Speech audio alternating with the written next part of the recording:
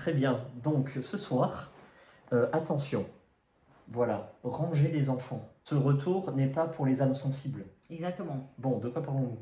On va parler de L'Enfant des forêts par Michel Hauteville. Quelle maison d'édition? Le Tripode. Quel genre? Conte moderne. Le nombre de pages, s'il te plaît? 330 à peu près. Très bien.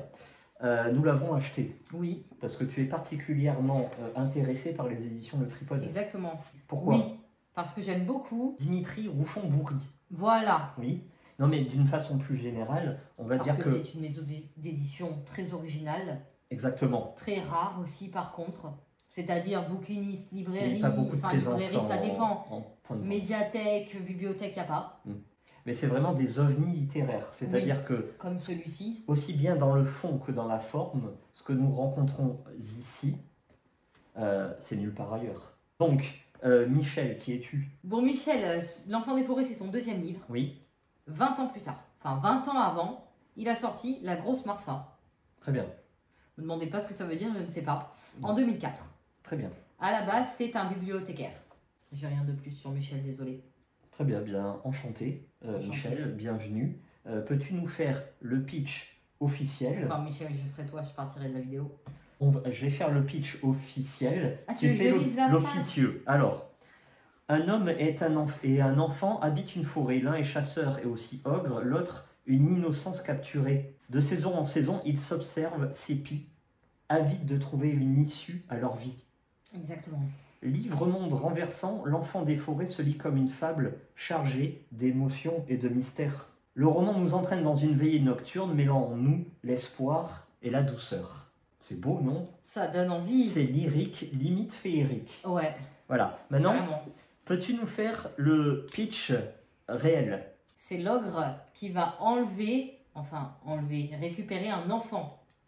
Un enfant immigré qui est tombé dans un piège, dans une forêt, donc l'enfant des forêts. Cet enfant va être maltraité, va être violé et va essayer d'être éduqué par l'ogre. Moi, je vais en faire un autre, parce que là, tu zigzags dans le politiquement correct. Non, j'essaie de pas trop spoil. Voilà. Donc, en gros, c'est un type qui met des pièges dans la montagne pour capturer des enfants et pour alimenter un réseau pédophile. Voilà. Les choses sont dites, on va pouvoir avancer. Voilà. Donc, mêlant la douceur et la poésie, en fait, là-dedans, c'est des gosses qui se font violer à répétition, voire même, il y a même du cannibalisme. Voilà. Donc maintenant, les choses sont dites, nous allons pouvoir rentrer dans ton ressenti. Je ris, mais c'est noir. J'ai pas envie de rire, pardon. Je suis désolée, mais j'ai aimé. Oui. Voilà.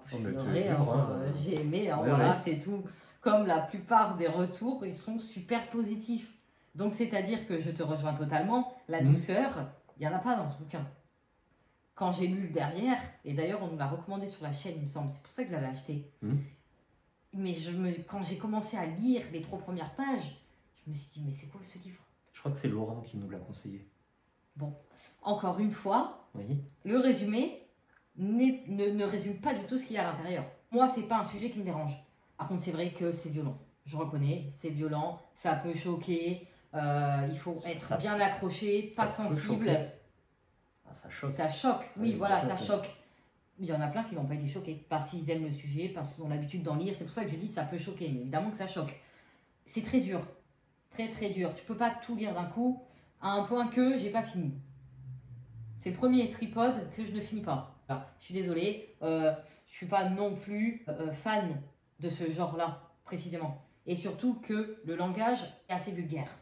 Et voire même trop cru. Trop, c'est trop. Voilà. Malgré tout, j'ai aimé la forme et les chapitres. Parce qu'on a 2 points de vue. Le point de vue de l'ogre, donc c'est bien un homme, hein, comme vous avez pu comprendre, un gros chasseur, costaud, et le point de vue de l'enfant. On a donc la même histoire, mais 2 fois en fait. T'as pas trop aimé cette ponctuation? Moi, je sais pas trop à quoi elle sert cette ponctuation, mais alors, en tout cas, je sais pas, j'ai bien aimé. On va préciser, pour les passages de l'enfant, il y a une ponctuation qui est très hasardeuse. C'est-à-dire que parfois, vous avez des traits d'oblique. Des slash, ouais. Des slash, à répétition, entre plusieurs propositions, dans la même phrase, qui séparent plusieurs propositions. On a des points d'exclamation et des points d'interrogation à l'envers. On a ses pensées surtout. Oui. Et donc c'est quand même écrit sous la forme d'un enfant. Enfin, tu as quand même l'impression que c'est encore une fois un enfant qui parle chez le tripode. Oui, c'est un enfant qui parle. Et pour le coup, ce qui est intéressant, c'est qu'on sent très bien l'évolution du gamin selon ce qu'il voit et ce que selon ce que lui apprend le ravisseur. Oui. De toute façon, je me doutais bien qu'il y avait un truc, que ça allait pas être tout beau tout rose, parce que c'est un ogre. Et quand on sait ça, c'est pas du fantastique, hein. C'est la métaphore de l'humain, quoi. Bon, ben à toi l'honneur pour ton petit retour, parce que de ce que tu m'en as dit, parce que tu l'as lu en entier, oui. Du coup, ça me fait beaucoup moins l'apprécier. Est-ce que je reviendrai pas sur mon avis, j'ai quand même un peu moins aimé. Voilà. Peux-tu préciser tout d'abord que sur Babelio, tout le monde est dithyrambique? J'ai vu des retours, ils n'ont pas pu le lire. C'est pas possible. Il y a des retours qui ont été payés, où ils ont offert le livre et ils se sont dit, bon, je lis 3 passages et je fais mon petit... Non, il y a des retours, ça n'a rien à voir avec le bouquin. Voilà, donc faites attention à ça. Tous les retours sont super positifs, mais du coup, est-ce qu'ils ont lu le bouquin? Il y a des partenariats, hein. Ça aussi on en parlera un jour. Les SP, service presse. Oui, il y en a qui sont prêts à vendre leur mère pour recevoir 3 bouquins gratuits de la part d'une maison d'édition. Quand on vend sa mère pour ça, on essaye au moins de lire le livre. Oui, et surtout, quand tu le lis pas jusqu'à la fin, tu racontes pas la fin sur ton retour. Parce que, bon, pour ceux qui l'ont lu, on comprend que non, en fait, toi tu fais genre... Tu l'as pas lu. Dis-nous tout. Bon, alors moi je suis pas du tout public de ce genre de bouquin. Est-ce que tu te rappelles des nœuds d'acier de Sandrine Colette, une fille comme les autres de Jack Ketchum, voilà, où le seul ressort, ou la seule intrigue, c'est de se dire est-ce que le captif va réussir à s'échapper ou pas. Moi je ne comprends pas ceux qui trouvent intéressant et intelligent de voir quelqu'un se faire torturer, violer, rabrouer, voire même tuer des fois, sur plus de 300 pages. Qu'est-ce qui est intéressant là-dedans? Si en plus, le captif se révèle être un gamin qui n'a rien demandé à personne, déjà il est usé par la vie parce que ses parents sont morts. Oui, c'est un migrant là. C'est un migrant, voilà. Mais en plus, il se fait violer soir après soir. Donc là, moi j'ai compris dès le début jusqu'où ça allait nous mener. Mais je me suis dit, on va aller jusqu'à la fin, parce que moi je me suis engagé. Toujours. Hein. Donc pour moi, sur le fond comme sur la forme, c'est assez détestable, voire même carrément détestable. J'avais envie de dire des extraits, et tu m'as dit non, parce qu'en fait ça se dit pas, des choses comme ça. Donc on va pas en dire. Bah, j'ai peur qu'on se fasse pas bloquer, parce que bon, on a que 500 abonnés. Mais qu'on soit au moins signalé. Non, c'est des phrases un peu trop crues pour moi, je pense, à dire sur YouTube. Tu as révélé l'originalité de la forme. Moi, j'ai pas très bien compris. Donc, tout le monde se réjouit de voir un style original et novateur, avoir des ponctuations à l'envers. Moi, je comprends pas trop ni l'intérêt, ni l'innovation qu'il y a là-dedans. Si vous aimez le genre, allez-y, il n'y a pas de souci. Si, comme moi, vous ne trouvez pas ça très intéressant, la cruauté humaine étirée sur 300 pages, n'y allez pas. Voilà, si la noirceur la plus totale et le côté cru, n'y allez pas. Ça, c'était mon retour. Mais je vais aller un poil plus loin. Oui, c'est ce que je me disais, t'es un peu trop gentil, là, qu'est-ce qui se passe? Parce qu'il y a des pléthores de retours dithyrambiques. Surtout, je pense que très peu de gens ont compris le but de ce bouquin-là, ou certains n'ont pas envie de comprendre. Pour ceux qui l'ont déjà lu, voilà, ou ceux qui sont curieux, allez lire et relire le chapitre 52. Voilà, page 256, 257, 258. Voilà. Et essayez de comprendre, essayez de vous attacher aux mots. Voilà, c'est assez important. Et vous allez voir ce bouquin selon un autre angle. Parce que tu peux parler de pédophilie, il n'y a pas de souci. Comme tu peux parler du nazisme. Voilà. Comme tu peux parler de tous les sujets qui fâchent, liberté d'expression, il faut en parler, il n'y a pas de souci.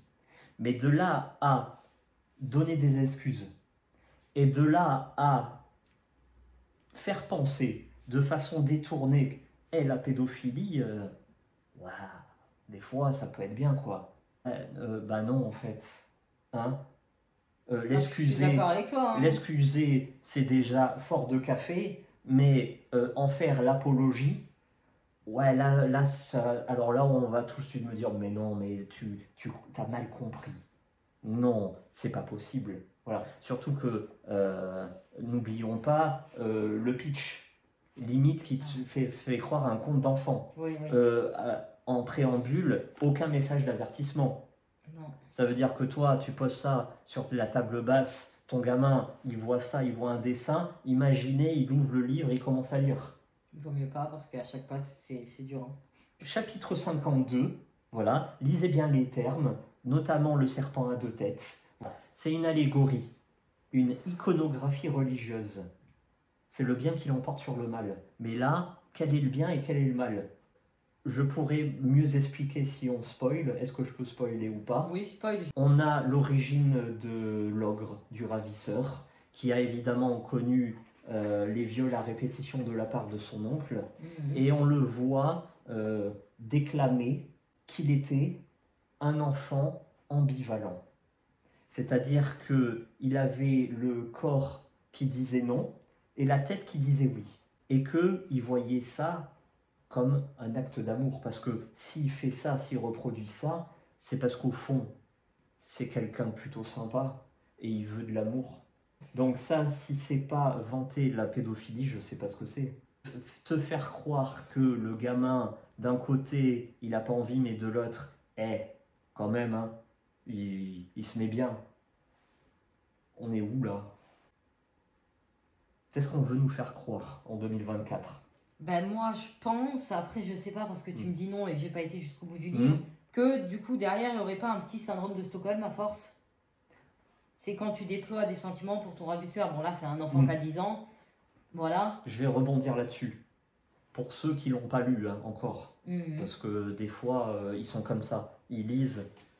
Ah ça y est, je l'ai lu. Oui, il y en a qui lisent trop vite. Alors, arrivé un moment, le ravisseur, il a éduqué le gamin. Oui, oui. Voilà, à tuer, à survivre dans la forêt, à faire des pièges, à faire des pièges, à tuer, à tuer, hein. Voilà. Oui.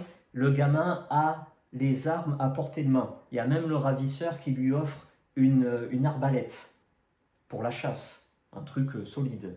L'agresseur qui part tous les jours, toute la journée. Des fois, il part même la nuit. Et pourtant, le gamin, il s'en va pas. Le gamin, quand l'ogre est là et il dort parce qu'il est malade et parce qu'il est bourré. C'est-à-dire qu'il ronfle comme pas possible. Il pourrait le tuer 50 fois. Pendant des mois, il peut s'enfuir. Pendant des mois, il peut le tuer. Alors pourquoi il le fait pas? Et le gamin, il part pas. Donc là encore, qu'est-ce qu'on veut nous faire croire? Ah bah il part pas parce qu'il aime se faire violer tous les soirs? C'est ça qu'on veut nous faire croire? Non, non. J'adhère pas. Voilà. Moi je mets mon veto. Je me désolidarise totalement de cette lecture-là. Rajoute un petit truc. Oui. Que l'auteur prend et veut la défense de l'ogre. Innocence de l'ogre. L'ogre est-il aimable? Y a-t-il seulement une place pour un peu d'amour dans la vie de l'ogre? Bien sûr. J'ai noté la petite phrase du tout début du livre qui est quand même sympathique, hein, avant d'entamer l'histoire crue et violente. Quelle est donc cette écœurante, cette effroyable, cette triste chose que nous portons au-dedans de nous? Très bien. Ça annonce quand même un petit peu, je pense, la couleur du livre. Mais heureusement qu'on n'a pas tous cette triste chose au-dedans de nous. Non. Et puis, heureusement qu'on ne veut pas tous cet amour-là. Parce que sinon, voilà. Donc, est-ce que l'auteur dénonce cet acte, ces actes? Ah ben, on espère. On croise les doigts. Voilà. Pourtant, c'est très fluctuant. Voilà, c'est très ambivalent, comme il dit. Oui, et puis c'est un peu, enfin, je ne sais pas si c'est poli de dire ça, mais tordu de prendre la défense de l'ogre. Le malaise, moi j'ai lu ça, pendant 300 pages, ça a été un malaise intégral. Je savais de toute façon que tu n'allais pas aimer dès le début, mais alors avec cette fin-là, je suis désolée. Pour toi que tu aies dû le lire. C'est un conte chargé d'émotion et de mystère. Oui, et puis et moi, de douceur. Mais moi, ce qui m'intrigue le plus, on peut pas dire que c'est un conte moderne. C'est ça, le moderne en 2024? Je reviens à cette question. Qu'est-ce qu'on veut nous faire croire en 2024? Voilà. Retour positif. Ah ouais, c'est le conte de l'année. Ah, j'espère qu'il va y en avoir plein d'autres comme ça. Hein. C'est comme ça maintenant qu'on part. C'est ça qu'on veut lire maintenant tout le temps. Bah non. Le conte moderne, par contre, on espère un peu plus joyeux, hein, un peu moins violent, et que ça ait la forme d'un conte. Qu'est-ce qui est inspirant? Qu'est-ce qui est remarquable? Qu'est-ce qui est novateur? Vraiment, la littérature moderne, le nouveau conte, c'est le nouveau Perrault, quoi. Ça y est. Non mais ouvrez les yeux, lisez les mots. Et vous allez me faire croire que tout ça, c'est de la douceur, c'est inspirant, un conte moderne. C'est pas grave, hein.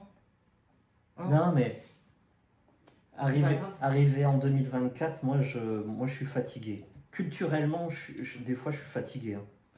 C'est l'épuisement total. Parce que moi je me tape des classiques. Là, le dernier, là, André Malraux, Zola, quand tu vois l'intelligence, bon, des fois c'est pénible à lire, mais quand tu vois l'intelligence qu'il y a dans les mots, et quand tu tombes là-dessus, tu te dis, mais qu'est-ce qu'on va devenir?